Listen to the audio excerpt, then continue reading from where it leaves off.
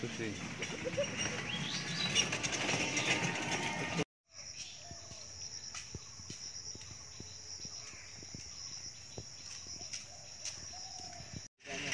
হল ছাড়তেছি কারণ কর্তৃপক্ষ নির্দেশ দিচ্ছে আজকে 12টার মধ্যে হল ছাড়ার। আমরা আসলে যাবো কোথায়? এখানে তো আমাদের থাকার জায়গা নেই, এই জন্য আসলে আমরা হল ছাড়তেছি। আর যেটা কথা সেটা হচ্ছে যে আমার বন্ধুর এই হত্যার আমি বিচার চাই। খুব দ্রুত প্রশাসন যেন এই ব্যবস্থাটা নেয়।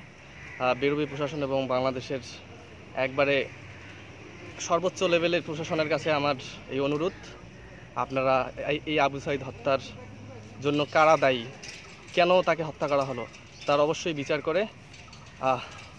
করবেন আর কি।